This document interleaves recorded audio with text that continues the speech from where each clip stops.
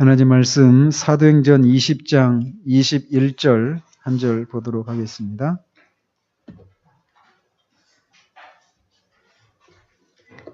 (20장) 21절입니다.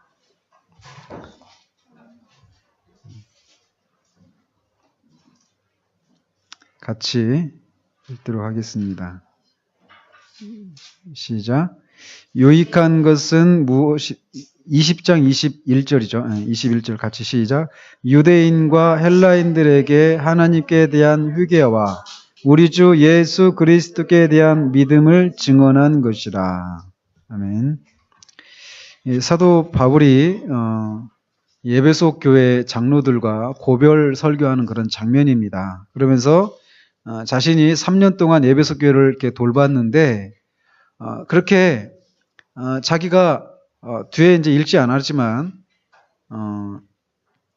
모든 사람의 핏값에 대해서 자기가 자유롭다 이런 얘기를 합니다.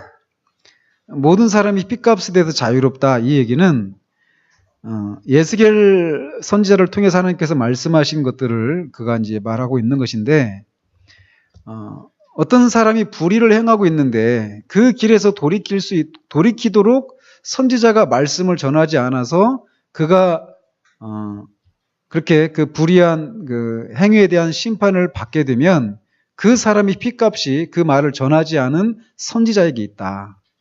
또 반대로 그렇게 말씀을 전해서 그가 돌이킨다라면 그 사람에 대한 핏값이 선지자에게는 없다. 이런 말씀을 이제 사도가 이렇게 얘기하는 거예요. 그래서 제가 에베소 교회에 있으면서 사람들한테 거리낌이 없이 사람들이 들어야 될 그런 메시지들을 거리낌이 없이 모든 사람들한테 전했기 때문에 내가 모든 사람의 핏값에 대해서 자유롭다라고 얘기를 하는 것이죠. 그러니까 그 사람들이 그런 죄악에서 돌이키지 않은 것은 그 사람들의 책임이지 그 사람들이 그 말씀을 듣지 못한 것에 대한 듣지 못해서 그렇게 그 삶에서 돌이키지 않은 것이 아니다라는 것이죠. 그래서 그렇게 하면서 자기가 그 사람들한테 전했던 메시지가 뭐냐? 3년 동안 전했던 메시지를 21절에서 한마디로 이렇게 축약을 하고 있는 거예요. 하나님께 대한 회개와 우리 주 예수 그리스도에 대한 믿음이다. 이렇게 얘기를 하고 있습니다. 이게 뭐냐? 회심이라는 것입니다. 회심. 그래서 오늘은 회심에 대해서 우리가 살펴보려고 합니다. 그리고 다음 주에 또 한 번 더 회심의 그런 회심을 했는가 안 했는가, 회심의 열매가 무엇인가 이런 것들을 더 추가적으로 살펴보도록 합니다. 지금까지 우리는 우리 존재 깊숙한 곳에서 그러니까 더 직접적으로 말하면 우리 영혼에게 직접적으로 역사하셔서 행하시는 성령의 그런 특별한 사역에 대해서 우리가 살펴보고 있습니다. 그래서 이건 우리 영혼에 직접적으로 하는 일이어서 우리가 의식할 수 없는 무의식의 영역에서 일어나는 일이고 또 그 일들은 우리가 어떻게 해야 되는 우리가 어떤 능동적으로 무엇인가를 할 수 있는 우리가 뭐 선택하고 하는 이런 일이 아니라 그 일에 있어서 전적으로 수동적인 그런 일들을 이렇게 살펴보았었습니다. 그런 것이 효력 있는 부르심, 또 중생, 그리스도와 신자와의 연합 이런 것들이었다라고 말씀을 이런 교리들을 우리가 살펴보았죠.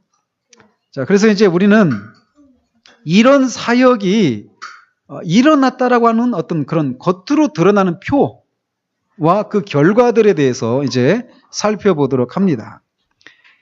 그래서 이 교리들을 이제 회심, 믿음, 또 양자됨, 성화, 칭의, 이런 것들 우리가 계속 살펴갈 것인데 이런 것들은 이 성령께서 우리 안에서 그렇게 효력 있는 부르심, 그 부르심을 효력 있게 하셨고 또 그 부르심에 효력 있게 우리가 반응할 수 있는 것은 그 전에 우리를 중생시키셨고 또 우리가 중생될 수 있었던 것은 그리스도와 연합이 되어졌기 때문에 중생을 하고 그 부르심에 효력 있게 반응하는 것이죠. 자, 이런 일들이 우리 영혼 가운데 우리가 의식할 수 없는 그런 무의식의 영역 가운데서 그렇게 일어났단 말이에요. 근데 일어나서 이제 그런 일이 일어났다라고 하는 것이 겉으로 이제 표현되기 시작하는 첫 출발이 무엇이냐면 회심입니다. 회심이. 근데 그래서 이제 이렇게 우리 안에서 이미 그런 일들이 일어났다라고 하는 이런 표현과 결과에 대한 것들을 우리가 살피는데, 이런 것들을 살필 때 우리가 시간적인 순서를 적용하는데 주의를 해야 된다라고 먼저 이렇게 기억할 필요가 있어요. 왜냐하면 우리가 이제 회심, 신앙, 칭의 이런 것들을 계속 살펴갈 때 이런 것들이 거의 시간적으로 일어나는 것이 아니에요. 그러니까 이번 주에 회심을 하고 다음 주에 칭의, 의롭다고 칭함을 받고 그 다음 주에 이런 식으로 시간적인 순서를 따라서 일어나는 것이 아니라 대부분은 거의 동시에 이런 것들이 일어난단 말이에요. 이런 일들이. 그렇기 때문에 이거를 시간적인 관점으로 나눌 수가 없습니다. 그래서 지금 그런 교리들 중에, 즉 우리 안에서 내적으로 성령께서 이미 하신 일들에 대한 표현과 결과로 일어나는 그런 일들, 이런 교리들을 우리가 살필 때 먼저 이제 이 회심의 교리를 먼저 이렇게 살펴보도록 하겠습니다.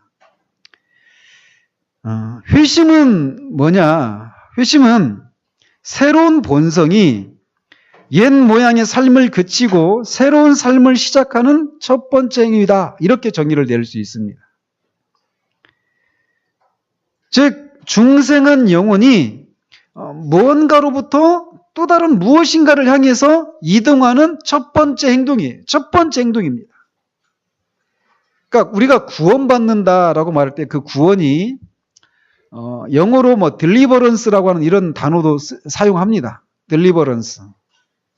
갑자기 영어 시간이 됐는데, deliverance가 뭐냐면 delivery의 이 명사형이에요. delivery는 뭐냐면 배달하는 겁니다. delivery 한다 그러죠? 그러니까 delivery는 배달하는 거예요. 물건을. 자, 그러면 물건을 배달한다 이 얘기는 어떻습니까? 여기 오른쪽에 있었던 물건을 왼쪽으로 옮기는 거, 이게 배달이잖아요. 그죠? 그러니까 구원받는다 이 개념 속에는 우리가 어디에 있었는데 거기로부터 다른 어느 곳으로 어떤 상태로 옮겨지는 것, 이게 구원받는 것이다 라고 말할 수 있어요. 그러니까 회심은 뭐냐? 그런 일의 첫 번째 행동이 회심이라는 거예요. 무엇인가로부터, 영어로 from where라고 합니다. from where to where. 어디로부터 어디로, 이런 개념이 있는 거예요. 근데 그 첫 번째 행동, 그게 회심이다라고 정의를 내릴 수 있다라는 거예요. 그런데 이제 이 그래서 회심은 어떤 것에서 다른 것으로 돌아가는 것, 이걸 말해요. 히브리어로 슈브라고 하는데, 이게 어떤 곳에서 어떤 곳으로 돌아가는 겁니다.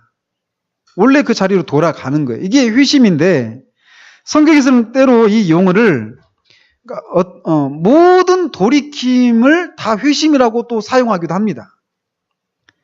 그래서 신자들에게도 회심해라 이렇게 얘기를 하기도 한단 말이에요.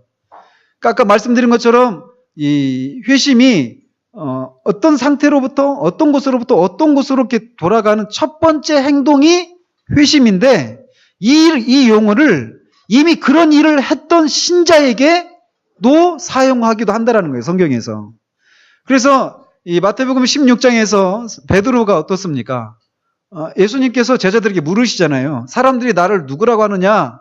엘리야라 하기도 하고 선지자 중에 하나라 하기도 하고 합니다. 너희들은 나를 누구라 하느냐? 베드로가 그러죠. 주는 그리스도시요 살아계신 하나님의 아들이십니다. 그리고 나서 예수님께서 곧장 무엇에 대해서 말씀하십니까? 예수님이 십자가의 고난을 받으신다라고 하는 이 얘기를 말하니까 베드로가 절대 그런 일이 일어나서는 안 됩니다 라고 얘기하죠. 그랬던 베드로가, 지금 제가 얘기하면서 다른 얘기를 하고 있었구나 싶어서 지금. 베드로가 그랬는데, 베드로가 또 한 번 이런 일이 있어요.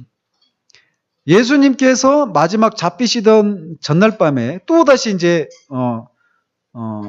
너희들이 나를 두고 다 떠나간다. 떠나가는 일이 생길 거다. 이런 얘기를 했을 때 베드로가, 다른 사람은 다 그렇게 할지 모르지만 나는 죽을 때까지 끝까지 주님을 버리지 않고 끝까지 따르겠습니다. 근데 주님은 아셨죠. 그가 닭이 2번 울기 전에 3번 부인할 것을. 그 얘기를 하니까 자기는 절대 그렇지 않을 것이다. 그런 얘기를 하는데 주님은 이미 아셨죠. 그렇게 할 것이라는 거. 그러면서 하셨던 말씀이, 네가 그렇게 하겠지만, 그래서 나를 버리고 나를 향한 그 삶에서 떠나가는 일이 있겠지만, 네가 돌이켜서 네 형제들을 굳게 하라, 이렇게 말씀을 하십니다. 여기에서도 회심이라고 하는 단어를 쓴단 말이에요. 여기서도.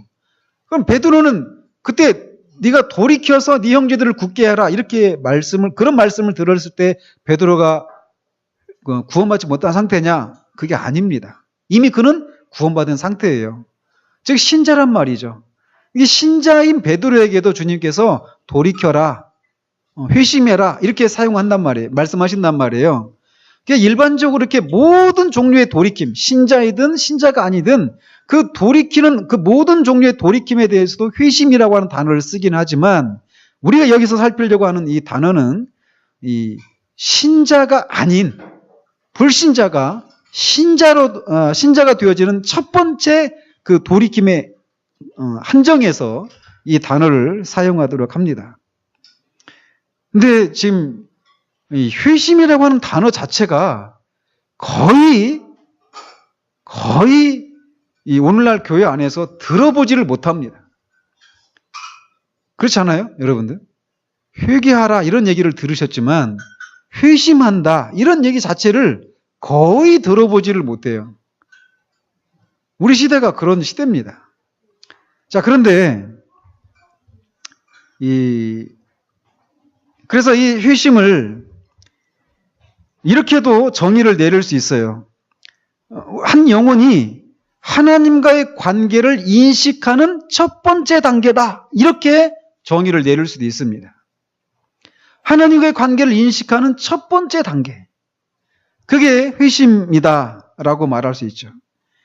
그래서 중생을 통해 받은 새 생명, 그러니까 그거를 내가 아직 인식하지 못할 수 있습니다. 중생했는데, 중생할 때는 새 생명을 그리스도와 생명의 근원이신 그리스도와 연합이 되어져서 새 생명을 받는 이런 일이 중생이란 말이에요. 새로운 본성을 받는 것이. 그래서 이게 중생을 통해서 우리가 이게 새로운 생명을 이렇게 받는데 그 새로운 생명을 받았다라고 하는 것이 처음으로 어떤 행동으로 나타나는 것, 이것이 회심이다라고 말을 할 수 있다는 거예요. 성경에서는 모든 사람이 회심이 필요하다, 절대적으로 필요하다라고 얘기를 하고 있습니다. 진실로 너희에게 이르노니 너희가 돌이켜 어린아이들과 같이 되지 아니하면 결단코 천국에 들어가지 못하리라. 돌이켜야 한다라는 거예요. 그리고 육에 속한 사람은 하나님의 성령의 일들을 받지 아니하나니, 왜? 그런 일은 그들에게 다 어리석고 미련하게 보이는 것이라는 거죠. 그렇게 사람들이 육에 속한 상태로 태어난단 말이에요. 또 육신의 생각은 하나님과 원수가 되나니 라고 말하고 있습니다. 그래서 사람들이 그런 상태로 태어나기 때문에 그리스도인이 되려면 육의 상태에서 나와야 합니다. 육적인 상태에서 돌이켜서 다른 상태가 되어야 한다는 거예요. 육적인 상태에서 돌이켜서 다른 상태가 된다는 얘기는 무슨 상태를 말하는 것입니까? 육적인 것에 대한 반대가 뭡니까? 영적인 것이죠. 그러니까 그리스도인은 어떻습니까? 육적인 사람입니까? 영적인 사람입니까? 이미 영적인 사람입니다. 그리스도인은 영적인 사람이 되려고 하는 사람이 아니라 이미 영적인 사람이에요. 그리스도인은. 그러나 이 영적인 그리스도인 안에 어린아이 같은 상태가 있을 수 있고, 청년과 같은 상태가 있을 수 있고, 더 성숙한 아비와 같은 그런 상태가 될 수도 있는 것이죠. 그래서 한마디로 말하면 그리스도인은 영적인 사람이에요. 아시겠죠? 우리가 흔히 저 사람은 참 영적이야 이렇게 말을 할 때 우리는 이렇게 좀 더 성숙하고 어떤 영적인 어떤 깊은 것들을 이렇게 통찰하고 그것을 경험하고 누리고 있는 사람들을 흔히 가리켜서 영적인 사람이다 이렇게 말을 하잖아요. 근데 그 말이 전혀 틀린 건 아니지만 더 엄밀하게 따지면 갓 태어난 그리스도인들도 영적인 사람이에요. 그리스도인은 다 영적인 존재입니다. 그러니까 영적인 사람처럼 살아가야 되는 거예요. 아주 깊은 영적인 것을 체험한 깊은 사람들만 그렇게 살아가는 것이 아니라 지금 갓 태어난 사람, 그 사람도 육적인 상태에서 영적인 상태로 바뀌었다라는 거예요. 그게 바로 그리스도인에 대한 정의거든요. 그렇기 때문에 모든 그리스도인은 영적인 사람이고 따라서 영적인 사고와 영적인 그런 삶의 방식을 따라서 살아야 되는 것이에요. 자, 이렇게 사람들은 육적인 상태에서 돌이켜서 다른 상태, 영적인 상태가 되어야 하기 때문에 회심이 필수적이라는 것입니다. 왜? 날 때부터 그리스도인인 사람은 아무도 없기 때문에 그렇습니다. 그래요. 세례 요한은 예외가 있죠. 세례 요한과 예레미야 같은 경우는 어때요? 나면서부터 뱃속에서부터 성령으로 충만했던 사람이죠. 그러나 출생 자체가, 그러니까 이 존재 그 자체가 형성될 때부터 거듭난 상태로 태어난 건 아니에요. 그래서 모든 사람들은 다 죄 가운데 태어나고 죄 중에 잉태되었습니다. 그리고 다 본질상 진노의 자녀들인 것이죠. 자, 이렇게 모든 사람들은 이렇게 태어나면서부터 본질상 진노의 자녀로 태어납니다.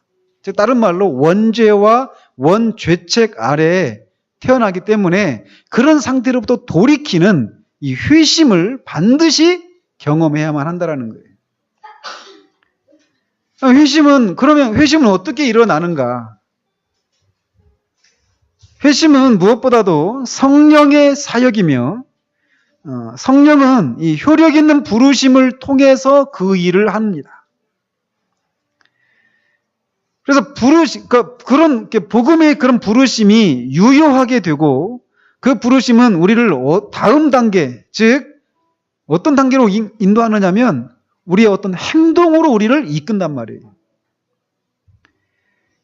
그래서 회심이다라고 말할 때는 그 전에 어때요? 중생이나 효력 있는 부르심이나 또 그리스도와 연합 이런 데 있어서는 우리 인간의 행동을 언급한 적이 있습니까? 없습니까?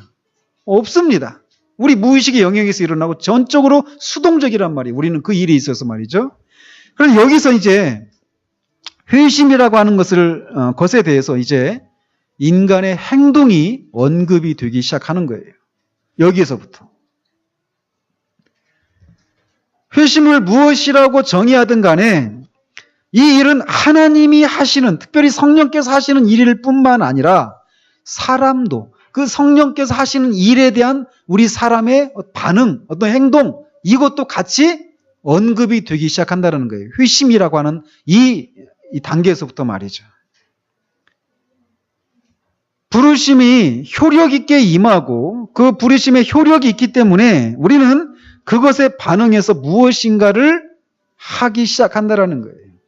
이렇게 부르심과 그 부르심에 대한 인간의 반응, 이 두 측면이 회심이라고 하는 요소 안에 있다라는 거예요. 자, 그래서 그러니까 회심이 어떻게 일어나요? 성령께서 그 부르심을 효력 있게 하시니까 그 부르심에 반응해서 우리가 어떤 행동을 하는 것이란 말이에요. 그게 회심이 일어나는 방식이란 말이죠. 자, 그러면 이 회심의 특성이 또 무엇인가? 근데 이것을 우리가 이렇게 살펴봐야 돼요. 내가 정말 회심을 했는가? 진짜 회심은 어떤 것인가? 이런 것에 대해 우리가 진지하게 좀 살펴볼 필요가 있는데 왜 이런 필요가 있느냐면 회심에는 진짜 회심이 아닌 가짜 회심도 있고 일시적인 회심도 있기 때문에 그렇다는 거예요. 그래서 먼저 일시적인 회심에 대해서 한번 살펴보도록 합니다. 우리 주님은 이 회심에도 일시적인 회심이 있다. 지속적이고 영속적인 그런 회심이 아니라 일시적인 회심, 이런 것이 있다는 것을 아셨기 때문에 계속해서 그 문제를 다루시면서 사람들을 때로는 이렇게 멀리 하시는 것처럼 보이는 그런 경우들이 있었다라는 것이에요. 그래서 이게 주님의 사역의 그 이제 마지막 해에 해당될 때 어떤 사람이 찾아와서 이렇게 주님 앞에 얘기하죠. 선생님이 어디로 가시든지 저는 주님을 따르겠습니다. 이렇게 하면서 어떤 사람이 주님 앞에 나왔단 말이에요. 얼마나 대견합니까? 그죠? 내가 모든 것을 다 뒤로하고 주님을 따르겠습니다. 이렇게 하면서 그 사람이 왔어요. 그러면은 주님이 정말 잘 왔다 라고 하면서 이렇게 영접을 환대를 해주셔야 되는 것이 우리의 상식인데, 주님이 이런 말씀을 하십니다. 그 사람에게. 여우도 굴이 있고 공중의 새도 거처가 있으되 인자는 머리 둘 곳이 없다. 그러니까 너가 나를 따르려느냐? 그러면 네가 따르기를 원하는 내가 내 삶이 어떤 것인지를 봐라 라는 거예요.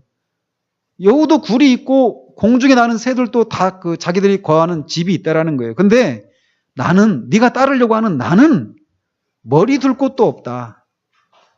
그래도 네가 나를 따르겠느냐? 이렇게 말씀하시는 것이죠. 또 요한복음 6장에 보면 오병이어의 사건이 나타납니다. 사건이 있습니다. 사람들이 그 오병이어의 기적을 경험하고 예수님을 임금으로 삼으려고 하면서 막 따라오죠. 근데 예수님께서 피하시는데 또 다음날 그들이 막 또 대거 주님께로 쫓아옵니다. 그런데 거기서 주님께서 의도적으로 그들을 물리치려고 하시는 것처럼 보이는 장면이 나타나요. 그 요한복음 6장에 보면. 그래서 주님께서 너희들이 오는 것은 나를 영생을 얻으려고 오는 것이 아니다. 너희들이 그 떡을 먹었기 때문에, 그런 기적을 경험했기 때문에 또 다른 어떤 그런 물질적인 이런 것들을 너희들이 나한테서 얻기를 기대해서 나를 찾아온 것이다. 이렇게 얘기를 하시죠. 그러면서 이제 주님이 하늘에서 내려온 참 떡이시다. 참 생명이다. 나를 먹고 나를 마시지 않으면 살 수가 없다. 나를 먹는 자마다, 마시는 자마다 영원히 산다. 이런 말씀을 하시니까 사람들이 그 가르침은 너무 어렵도다. 이렇게 얘기를 합니다. 그들의 기대는 너무 육적인 것이고 주님의 그 가르침의 그 실체는 영적인 그런 가르침이었단 말이에요. 근데 그들이 그거를 이해를 못하고 받아들이지를 못했습니다. 그러고 나니까 그들이 그렇게 이 가르침은 이 돈은 너무 어렵도다 이렇게 말하면서 뒤에 보면은 많은 사람이 그때로부터 주님부터 떠났다. 많은 사람이 떠났다. 그리고 더 이상 따르지 않았다. 이런 표현이 있습니다. 그러니까 거기서도 주님 보시면 주님께서 그 사람들을 이렇게 멀리 하시는 것 같은 그런 모습을 보인다라는 것이죠. 또 이 일시적인 휴식과 관계된 그런 또 한 구절이 있다라면 마태복음 13장에 나오는 씨 뿌리는 비유에 돌밭 같은 돌밭에 뿌려진 그 씨에 대한 비유입니다. 그 돌밭의 특징을 이렇게 말씀하셔요. 돌밭에 뿌려졌다는 것은 말씀을 듣고 즉시 기쁨으로 받되 그 속에 뿌리가 없어 잠시 견디다가 말씀으로 말미암아 환난이나 박해가 일어날 때에는 곧 넘어지는 자요.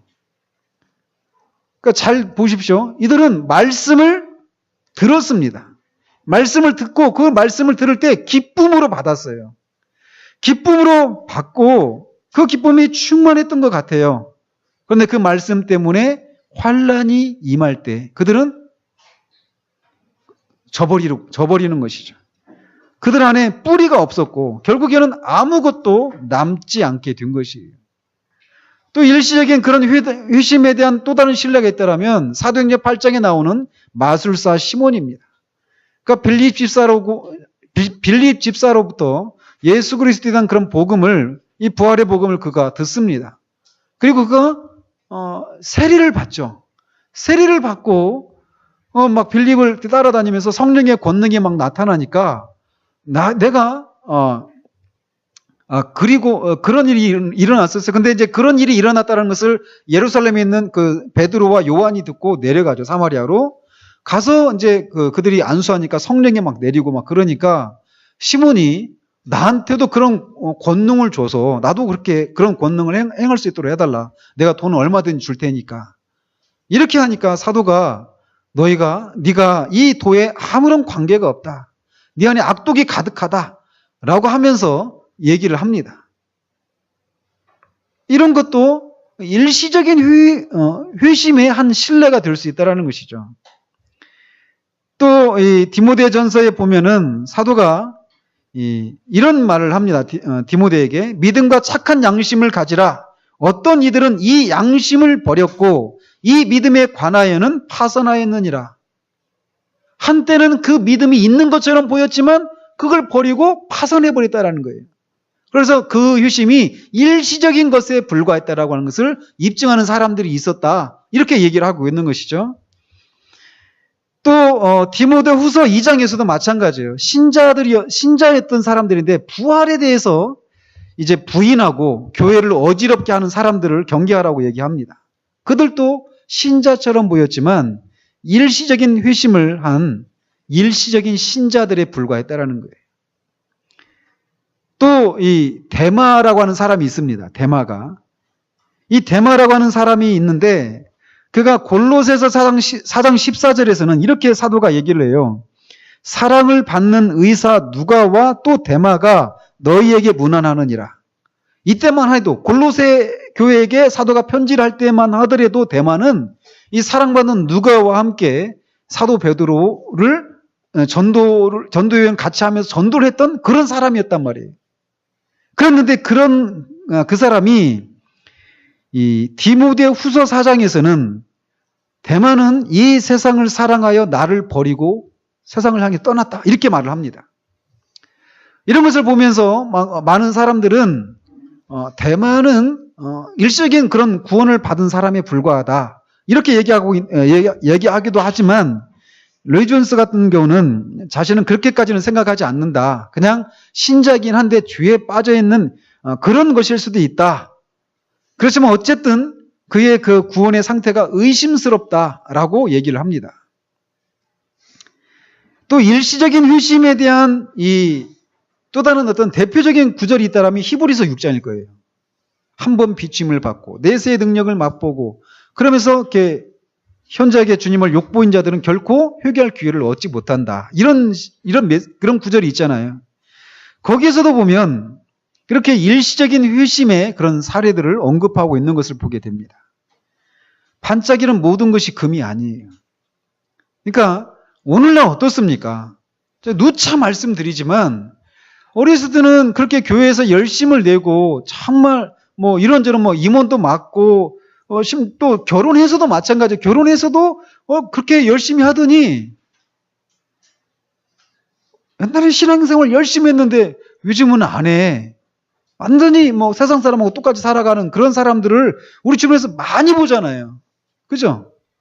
아마 여러분이 지금까지 오시면서 그런 사람들을 많이 보셨을 겁니다. 근데 그들 중에 많은 사람들은 여기서 말하고 있는 것처럼 일시적인 회심에 불과한, 그래서 일시적인 신자들에 불과했던 사람들일 수 있다라는 거예요.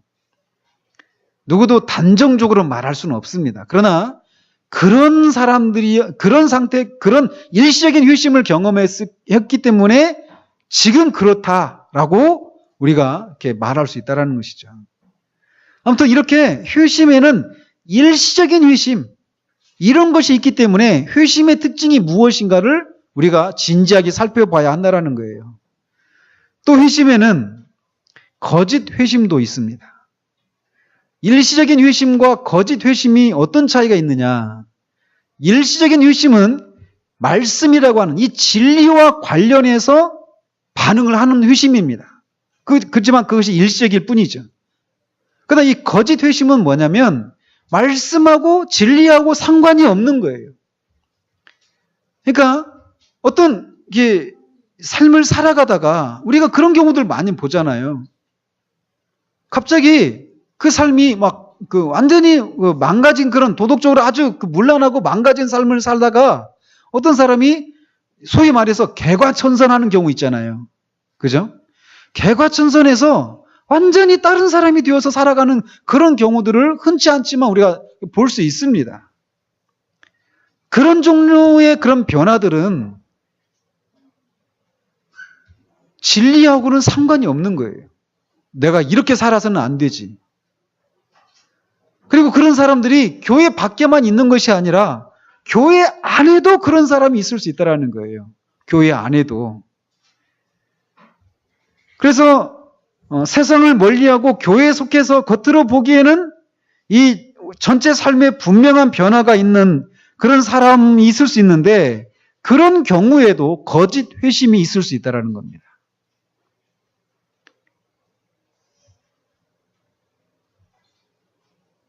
왜 그 회심이 거짓 회심이냐? 제가 어떤 측면에서 아까 말씀드렸죠. 회심이 뭐라고 그랬습니까? 여러 가지 정의를 몇 가지 말씀드렸는데 회심이 어떤 그 삶으로부터 다른 삶으로 돌이키는 거, 옮겨지는 거, 이게 회심이다라고 말씀드렸잖아요. 자, 그런 측면에서 보면 완전히 도덕적으로 문란했던 삶을 살았던 사람이 또는 교회를 전혀 교회와 상관이 없었던 사람이 교회 안에 들어와서 아주 그런 겉으로 아주 개과천선한 것 같은 그런 삶을 살아가고 있는 그런 것을 보면 어떤 삶에서 다른 삶으로 돌이켰다. 이런 측면에서 보면은 회심은 회심이죠. 그런데도 그 회심이 거짓 회심일 수 있는 이유는 뭐냐면 그 회심이 진리와 상관이 없는 그런 돌이킴이기 때문에 거짓 회심일 수 있다는 거예요. 그러니까 돌이키긴 했어요. 그래서 교회를 안 다니는 사람이 교회도 다니고 이제 기독교인의 그런 삶을 살아갈 수도 있고 기독교적인 그런 용어와 그런 문화 속에 살 수 있습니다.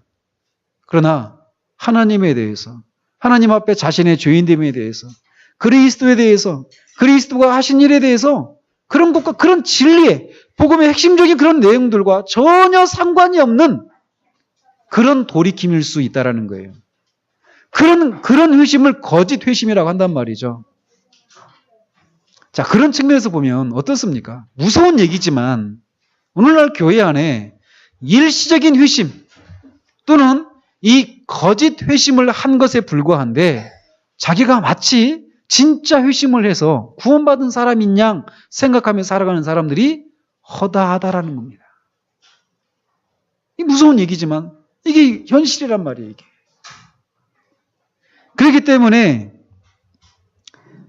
그래서 이 회심이 무엇인가 이렇게 우리가 정확하게 좀 따지고 이 회심의 특징이 무엇인가를 좀 진지하게 살펴볼 필요가 여기에 있는 것이에요.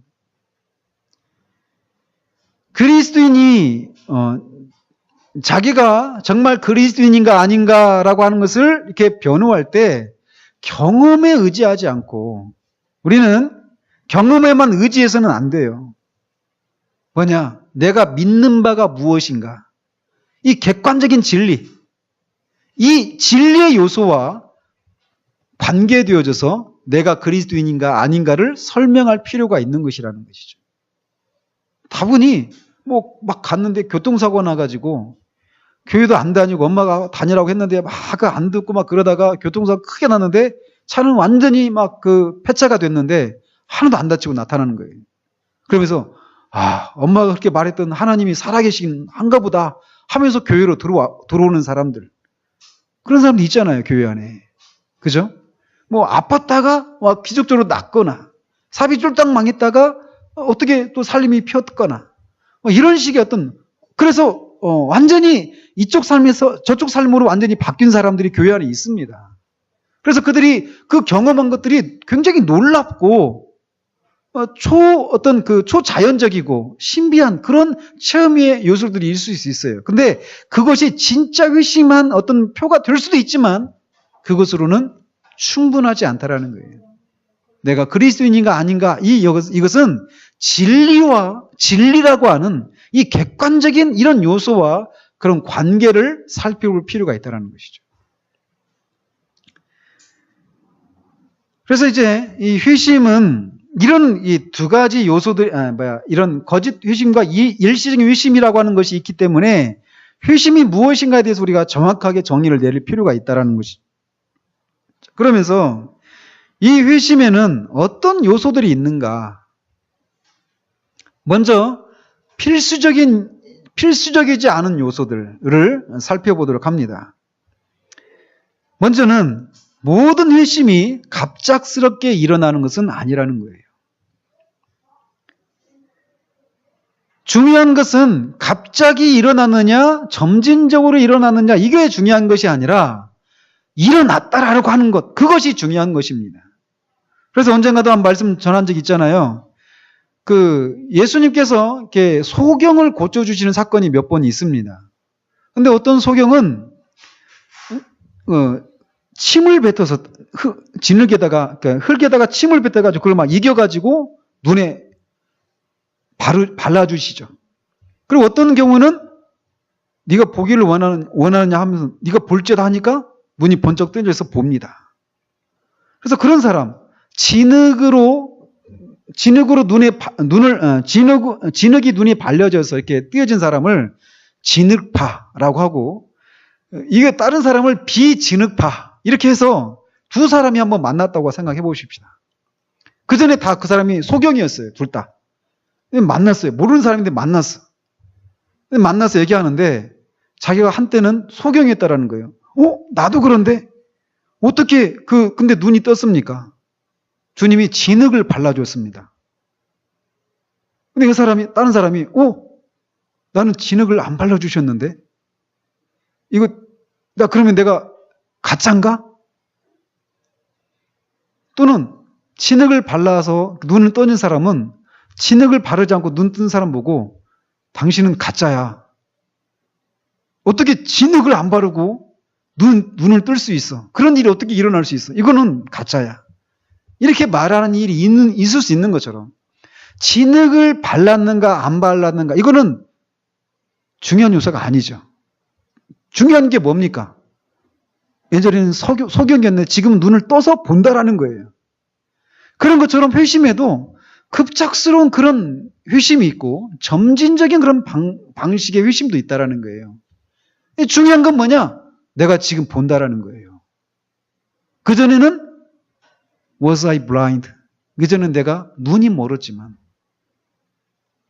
I can see now. 난 지금은 봅니다. 이게 중요하다라는 거예요. 그러니까 급작스러운가 그렇지 않은가 이거는 회심에 있어서 필수적인 요소가 아니라는 거예요. 근데 이게 저 같은 경우는 급작스러운 방식으로 회심이거든요. 그러니까 이런 경우에 분명하잖아요. 아니었던 때와 기었던 때가 이렇게 분명하잖아요. 이런 얘기를 듣다 보면 우리가 나는 그런 일이 없는데 이런 의심을 하면서 그럼 나는 뭔가 이렇게 의심을 하는 경우들이 있다는 것이죠. 그래서 제가 경험했던 제가 그렇게 급작스러운 방식으로 회심하는 사람들 보면요. 거의 대부분 죄를 많이 지었던 사람입니다.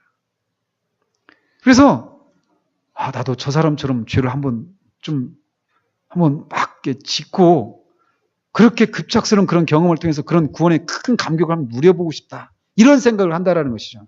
그래서 영적인 어떤 이 열등감, 그 사람에 비해서 이런 것을 갖는 경우들이 있다라는 거예요. 그러나 회심에 있어서 이게 갑작스러운가 점진적인가 이거는 필수적인 요소가 아닙니다.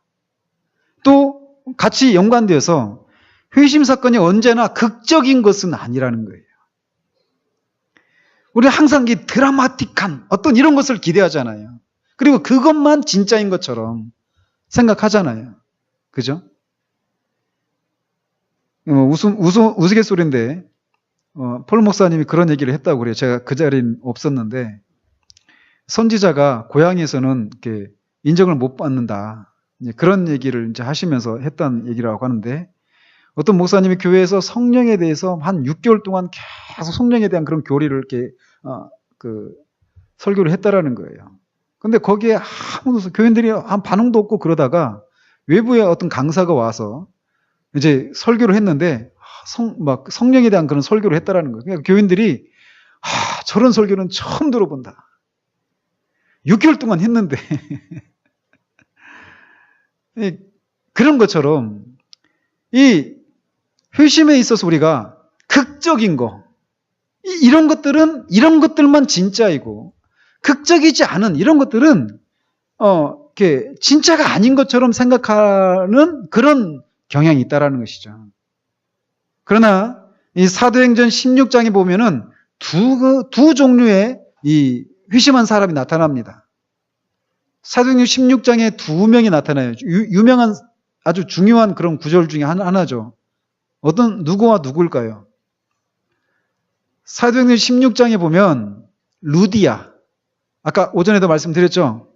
루디아가 이 두아디라 그 지방의 그 고향이 거기다. 루디아가 개종을 하잖아요. 근데 또 16장에 또 어떤 사람이 있느냐면 선생님 내가 어떻게 해야 구원을 얻으리까 이렇게 말했던 사람이 있어요.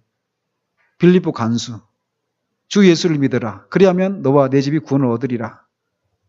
그 사람 같은 경우는 아주 극적인 그런 방식으로 회심이죠. 간수 같은 경우에. 루디아는 사도가 말을 하는데 성령께서 그 마음을 열어서 사도의 말을 청중하게 합니다. 그래서 그가 세례를 받고 그리스도인이 돼요. 이 두 사람의 경우는 루디아는 극적일 것이 없습니다. 그냥 말씀을 들었는데 그게 일어난 거예요. 이 간수는 아주 극적인 방식이었습니다. 그러나 루디아도 그렇고 간수도 그렇고 극적이냐 극적이지 않느냐 이런 차이가 있을지 모르지만 두 사람 공이 회심을 했다라는 것이죠. 즉 회심에 있어서 극적인 요소는 필수적인 요소가 아니라는 거예요. 이것을 모르면 우리는 끊임없이 어떤 극적인 그런 회심을 경험해야만 내가 회심을 한 것처럼 생각하면서 끊임없이 그런 것들을 얻을 수 있을 것 같은 어떤 지표를 찾아가고 또 그러는 동안에 이미 그리스도인인데도 불구하고 그리스도인의 삶을 누리지 못하는 그런 일이 생겨날 수도 있다는 것이죠. 그렇기 때문에 우리가 알아야 될 건 이 회심에 있어서 극적인 요소는 필수적인 요소가 아니라는 겁니다. 이것은 있을 수도 있고 없을 수도 있는 그런 요소입니다. 그리고 또 회심에 수반되는 감정의 정도도 사람마다 다르다라는 거예요. 회심에 있어서 감정의 요소는 분명히 존재합니다. 죄에 대한 깨달음, 지적인 요소, 또 그 죄를 슬퍼하는 거, 이런 감정적인 요소, 거기서 또 돌이키는 의지적인 요소, 이런 요소들이 다 있단 말이에요. 그래서 회심에는 반드시 감정적인 요소가 있기 마련입니다. 없다면 문제인 것이죠. 근데 이것이 분명히 존재하지만 이 감정이라고 하는 것이 특정한 어떤 강도나 어떤 형태로 있어야 된다라고 우리가 고집할 수는 없는 그런 거라는 거예요.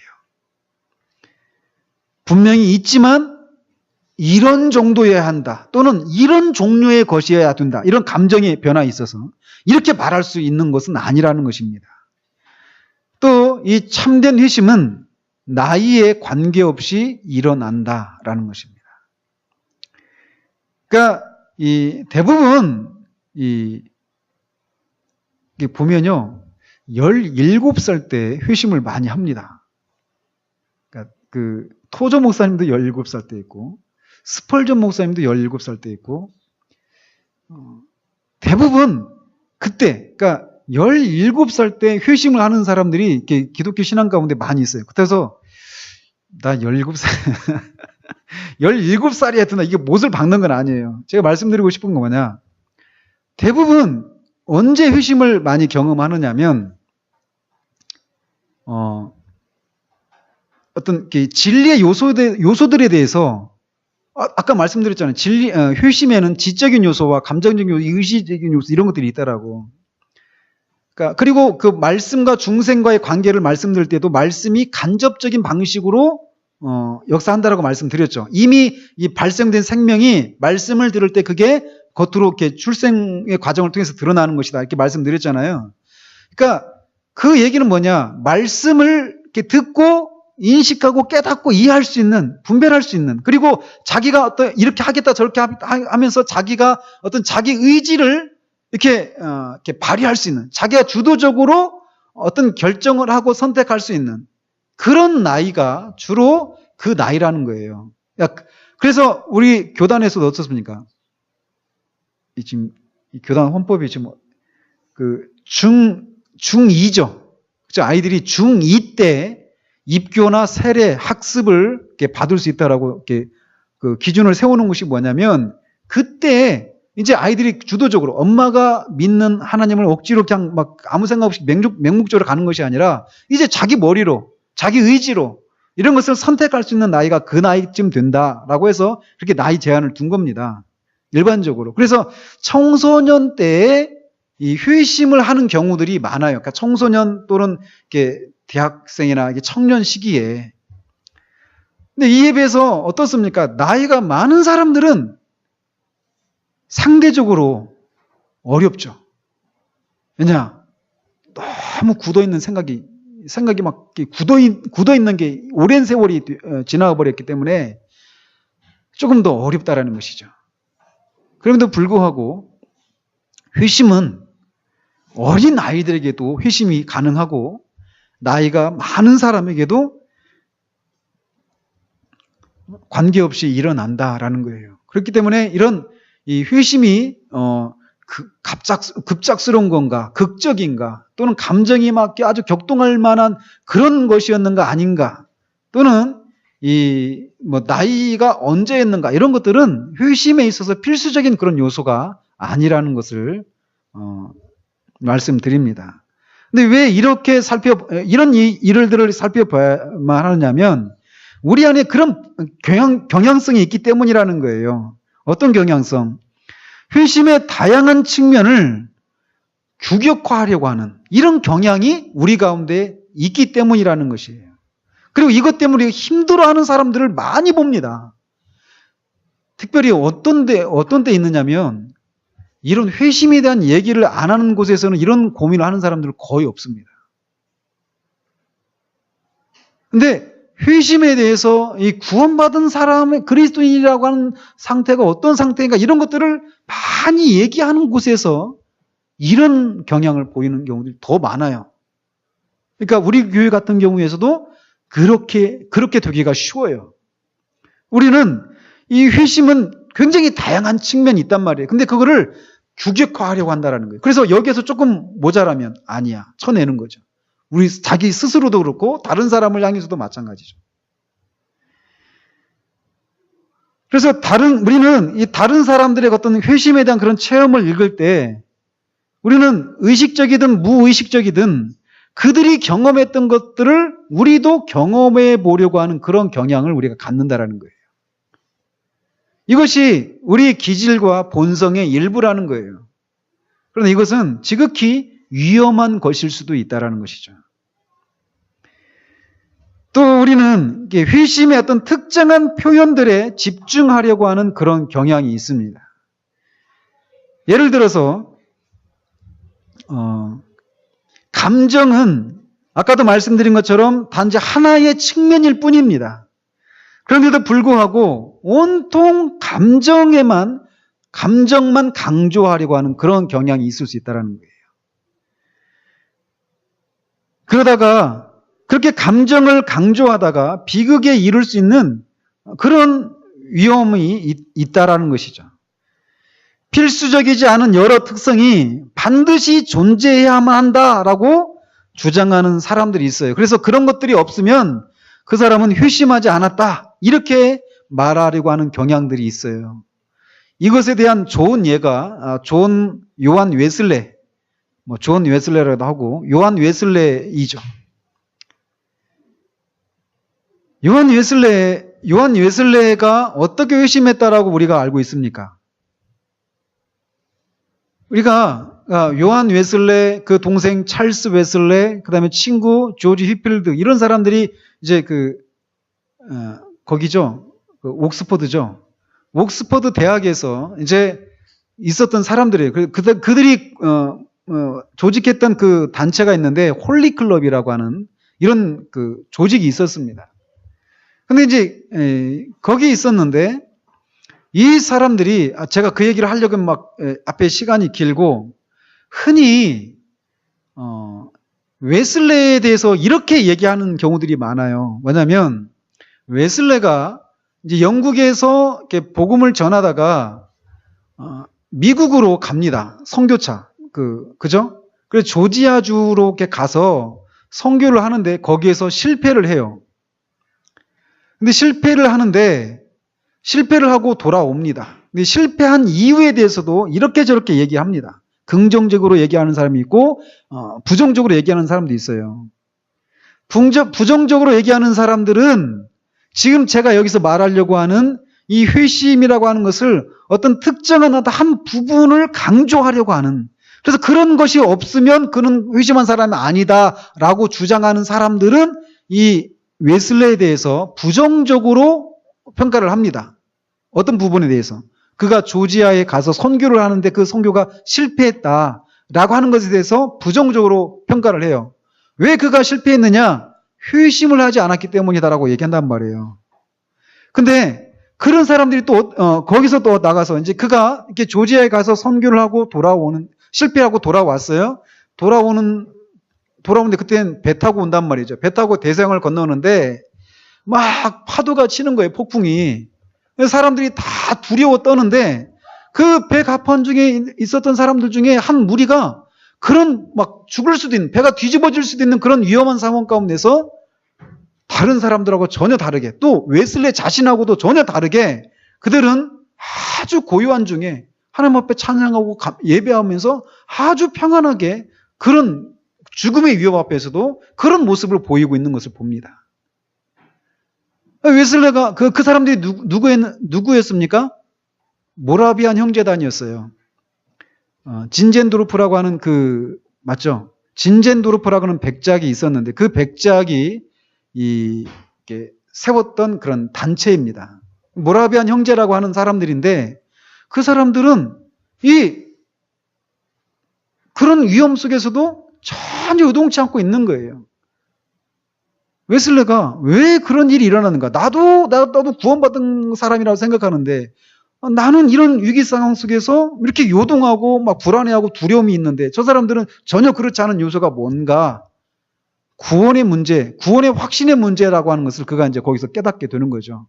그래서 어쨌건 영국으로 돌아왔습니다. 영국에 돌아와서 런던에 있는 이 알더스 스트리트, 알더스 가라고 하죠.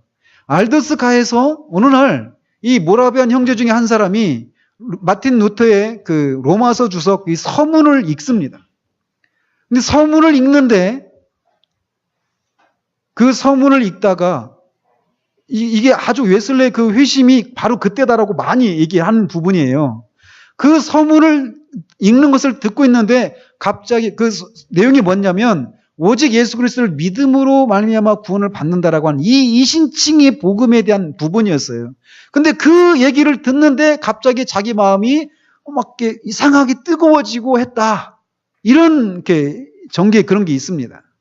그래서 많은 사람들이 웨슬레도 그렇고 다른 많은 사람들도 그때가 웨슬레가 회심을 한 경우다라고 얘기를 합니다. 그리고 아까도 말씀드린 것처럼 이런 얘기를 하는 사람들이 대부분 어떤 진영에 있는 사람이냐면 이 구원받은 것이 무엇인가? 그러니까 청교도적이고 개혁주의적인 이런 신앙을 표방하는 사람들에게서 주로 그런 판단을 많이 하는 경우를 봅니다. 그죠? 그런데 웨슬레가 시간이 지난 후에 이렇게 말을 해요. 자기에 대해서. 몇 년이 지난 후에 그는 그러니까 그 알더스 게이트에서의 그런 경험, 그때가 회심을 한 것이었고 그전에는 자기가 그리스도인이 아니었다. 이렇게 생각을 했단 말이죠. 근데 몇 년이 지난 후에 그는 자기가 크게 오해하고 있었고 자신은 이미 그리스도인이었지만 아들이기보다는 종에 더 가까운 그런 사람이었다라고 말을 했다라는 거예요. 그래서 알더스 게이트가에서 일어난 일은 자신의 믿음을 자각한 것일 뿐이었다. 즉 이미 있었는데 그것을 자각한 것일 뿐이었다라고 몇 년이 지나서 자기 자신에 대해서 그렇게 얘기를 합니다. 이것이 이제 로이 존스는 그가 옳을 수도 있고 그렇지 않을 수도 있다. 그게 옳다라고 또 단정을 안 해요. 옳을 수도 있고 옳지 않을 수도 있다. 우리는 모른다라는 거예요. 근데 다만 말하고 싶은 것은 뭐냐? 우리가 다양한 문제를 하나의 변하지 않는 원리로 규정하고 그것을 고집한다면 우리 자신이나 다른 사람들에게 커다란 해를 줄 수 있다는 거예요. 그러니까 내가 그렇게 신앙의 그런 위인들이나 내 주변에 있는 사람들이 경험했던 그 회심의 경험들 이런 얘기를 듣고 나는 그런 것이 나한테는 없었는데 이렇게 말하면서 그 어떤 그 회심에 있어서 필수적이지 않고 본질적인 그런 측면들이 아닌 이런 것들이 없는 것을 인해서 내가 회심을 하지 않은 것이다 이렇게 생각하면 위험에 빠질 수 있다는 거예요. 문제는 뭐냐? 회심에 있어서 본질적인 영구적이고 필수적인 그런 요소가 무엇인지를 알고 그것이 내게 있는가 없는가 이거를 보면 된다는 것이죠. 그죠?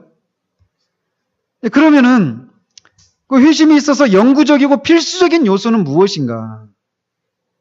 그게 이제 성경에 나와 있고 성경에 나와 있을 뿐만 아니라 우리가 지금까지 계속 다뤄왔던 그런 교리들과의 그런 일관적인 그런 관계들 때문에라도 이거는 분명하게 어떤 특징을 가지고 나타나기 마련이라는 거예요. 그리고 이 회심은 이 교회사 가운데, 교회 역사 가운데 부흥이 일어날 때마다 항상 반복되어 나타났던 그런 것이었습니다. 그 부흥이 어느 세기에 일어났든지, 초대교회든지, 중세 때든지, 17세기나 18세기, 이런 때 일어난, 또 100년 전에 평양에서 그 대부흥이 일어났을 때 일어났었던 그런 일이든지 간에, 그것이 언제 일어난 일이든지 간에, 그것이 하나님의 역사라면 시대를 불문하고 어떤 표식들이 있다라는 거예요. 그 회심을 했다라면. 그래서 부흥의 역사를 읽어보면 언제나 비슷한 특징들이 나타난다라는 사실들을 알게 됩니다. 그래서 부흥을 이 사도행전으로 돌아가는 것이다라고 얘기를 하는 거예요. 왜? 사도행전에 나타났던 그런 일들이 부흥 때 나타나는 거거든요. 그래서 신앙의 참된 표식은 언제나 1세기의 신앙이 다시 나타나는 것이다 라는 것이죠. 근데 이 부흥의 역사에서만 그런 것이 아니라 회심한 성도 각 사람의 역사들 역시 그렇습니다. 그래서 하나님의 사람들은 언제나 같아요. 근데 이 말도 우리가 조심해서 들어야 돼요. 주의해서. 뭐냐? 아까도 말씀드린 것처럼 어떤 규격화시키려고 하는 그런 방식으로 우리가 들어서는 안 되죠. 그 사람들이 국적과 인종 또 어느 세기의 사람인지 상관이 없이 그들이 정말 하나님의 사람들이라면 그들이 그런 사람들이라고 하는 그 하나님의 사람들이라고 하는 그런 결정적인 요소가 있다라는 거예요. 그게 뭐냐? 그들과 하나님 사이의 관계입니다. 왜? 하나님이 1세기나 16세기나 17세기나 18세기나 20세기나 동일하신 분이시기 때문에 하나님이 변하시지 않는단 말이에요. 변하지 않으셨기 때문에 그렇게 하나님과 관계를 맺은 하나님의 사람들에게서 나타나는 어떤 표지들도 오랜 세월이 지나도 똑같이 나타난다는 거예요. 여기서 말하는 이 똑같이라고 하는 것을 앞에서 말했던 그런 요소들하고 생각하시면 안 됩니다. 그렇다면 영구적인 요소들이 무엇인가? 여기에는 두 가지 요소가 있습니다. 그리고 이것은 복음서나 사도행전이나 서신서 이런 성경 모든 곳에서 강조되고 있는 요소예요. 그래서 아까 말씀드린 것처럼 우리가 읽었던 이 사도행전 20장 21절에 유대인과 헬라인들에게 하나님께 대한 회개와 우리 주 예수 그리스도에 대한 믿음을 증언한 것이다 라고 말하고 있어요. 이게 바로 회개입니다. 그러니까 회심입니다. 그러니까 회심에는 뭐가 있다라는 거예요? 회개와 믿음. 이 두 가지가 있다라는 거예요. 그리고 이것이 즉각적이냐, 점진적이냐, 극적이냐, 극적이지 않느냐, 이건 중요하지 않습니다. 그 양태는 다양하지만 또 감정의 정도가 극적인 것이냐 아니냐, 이것도 아닙니다. 언제 회심을 했나, 이것도 중요한 요소가 아니에요. 다만 회심의 필수적이고 영구적인 요소인 회개와 믿음이 있는가라는 거예요. 누구에 대한 회개? 하나님께 대한 회개, 그리스도에 대한 믿음. 이 두 가지 요소, 회개와 믿음이라고 하는 이 두 요소가 반드시 있다라는 것입니다. 그렇다면 이 둘 중에 회개와 믿음 중에 어느 것이 먼저일까? 다음 주에 하도록 하겠습니다. 복음이죠. 그리고 이어서 이제 여기서 한번 끊을 필요가 있어요. 왜냐하면 먼저 미리 말씀드리면 이 로이 존스 목사님 같은 경우는 회심의 일시적인 회심과 이 거짓 회심이 있다 이렇게 말을 했잖아요. 더 좁히면요, 더 현미경적으로 더 살피면 이 회심에는 회개와 믿음이 있다고 그랬잖아요. 회개에도 그냥 하나만 있는 게 아닙니다. 회개에도 말이에요. 회개에도 자연적인 회개가 있고 율법적인 회개가 있고 복음적인 회개가 있습니다. 뭐 이렇게 복잡해요. 이거를 다 외울 필요는 없어요. 그러나 이 참된 것이 무엇인가를 우리가 알아야 돼요. 왜? 참된 것 속에는 항상 비싸고 귀한 여러분들 가짜 모래, 요즘은 가짜 모래도 있죠. 뭘 가지고 말할까요? 다이아몬드에는 가짜 다이아몬드 이런 것이 있습니다. 왜? 귀하고 값어치가 많이 나가는 것들에는 항상 어떤 유사품이 있기 마련이에요. 짝퉁이.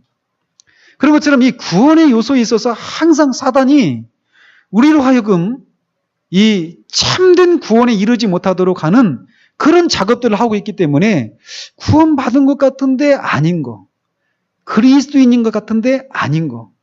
그래서 매튜 미드라고 하는 목사님이 유사 그리스도인 이런 책을 이렇게 냈습니다. 영어로는 almost Christian이거든요. 거의 그리스도인이 될 뻔한 상태에 있는 그리스도인이에요. 결국은 아닌 거예요. 유사합니다. 그리스도인인 것 같지만 아닌 그런 상태로 있는 사람들이 교회 안에 많거든요. 그렇기 때문에 청교도들은 그 부분에 있어서 아주 철저했습니다. 그래서 회개에 있어서도 그들이 만들어낸 것이 아니라 성경에 그렇게 있으니까 그런 요소들이. 그래서 자연적인 회개가 있고 율법적인 회개가 있고 복음적인 회개가 있다. 그러면 참된 회개가 뭐라는 겁니까? 셋 중에. 복음적인 회개겠죠. 그러니까 그런 요소가 뭔지를 알아야 돼요. 근데 유전수 목사님은 이 교리책에서는 그거를 나누지는 않았더라고요. 그리고 또 이 믿음에도 참된 믿음이 있습니다. 믿음에도 어떤 믿음이 있느냐? 일시적인 믿음이 있습니다. 역사적인 믿음이 있습니다. 구원에 이르는 믿음도 있어요. 그렇기 때문에 이것도 세분해서 살펴볼 필요가 있는 거예요. 그런데 왜 말씀드리고 싶은 건 뭐냐? 여러분들 이제 작년에 제가 설교를 했기 때문에 다 잊어먹었을 거란 말이에요. 그러나 저는 제가 믿고 있는 것이 있기 때문에 제가 이게 옳다라고 생각하고 있는 것이 있기 때문에 제가 이렇게 1년 전에 설교했어도 이 부분과 관련해 가지고 제가 이게 말했던 것이 무엇인지를 저는 기억을 하고 있죠. 이 회개와 믿음이라고 하는 이 두 요소가 있는데 회개가 먼저냐 믿음이 먼저냐 여러분들 뭐가 먼저인 것 같습니까? 네? 믿음이 먼저인 것 같습니까? 회개가 먼저라고 생각하시는 분이 있습니까? 여기 지금 하나님께 대한 회개와 그리스도에 대한 믿음 이 두 요소를 회개를 먼저 언급하고 있잖아요. 그리고 로이존스 목사님도 회개가 믿음보다 선행한다, 먼저다 이렇게 얘기를 한단 말이에요. 그러나 저는 믿음이 회개보다 앞선다라는 입장입니다. 칼빈도 그런 입장이고, 제가 참조했던 존 콜쿤이라고 하는 목사님도 마찬가지고. 그러면 뭐냐? 회개가 어떤 것으로 규정을 하느냐에 따라서 회개가 먼저라고 말할 수도 있고, 믿음이 먼저라고 말할 수도 있다는 거예요. 그 얘기는 여러분이 조금 더 이렇게 맑을 때 정신이 말씀을 드려야 될 것 같아서 이 부분은 다음 주에 더 한번 하도록 하겠습니다. 회개가 먼저냐, 믿음이 먼저냐. 그리고 다음 주에 이 회심의 열매들, 이런 것들이 무엇인가, 이런 것까지도 같이 살펴보도록 하겠습니다. 기도하겠습니다. 하나님 아버지, 우리가 성령께서 우리 안에서 우리를 그리스도와 연합시키시고, 그래서 우리를 거듭나게 하시고, 또 그런 상태 가운데서 주님의 말씀을 들을 때 그 복음으로 우리가 듣고 그 복음에 반응했던 그 첫 번째 행위인 회심에 대해서 우리가 살펴보고 있습니다. 성경 시대에나 또 교회의 역사 가운데 또 지금도 마찬가지로 이 회심에는 일시적인 회심과 거짓 회심이라고 하는 그런 것들이 있기 때문에 많은 사람들이 속기 쉽고 또 회심에 대해서 바른 그런 정의를 가지고 있지 못하기 때문에 이미 웨슬레의 말이 자신에 대한 판단이 맞다라면 자기는 이미 그리스도인이지만 아들로서보다는 정후의 상태 가운데 있었던 그리스도인으로 그런 상태였는데 그거를 알지 못하여서 이미 그리스도인이었던 자신의 상태를 알지 못하고 그렇게 살 수 있었던 것처럼 우리도 이 회심에 대해서 분명하지 않으면 어쩌면 우리는 우리 자신에 대해서 속을 수도 있고 또 이미 그런 사람인데 그것을 알지 못하고 계속해서 조금 더 극적이고 조금 더 드라마틱한 그런 어떤 것을 이렇게 찾으면서 우리의 인생을 낭비하기 쉽고 또 다른 사람들을 그렇게 판단하기 쉬움을 또 보게 됩니다. 하나님 우리에게 바른 지식을 허락해 주셔서 우리가 균형을 잡고 요동하지 않는 가운데 있을 수 있도록 주님 도우시기를 원합니다. 예수 그리스도 이름으로 기도합니다. 아멘.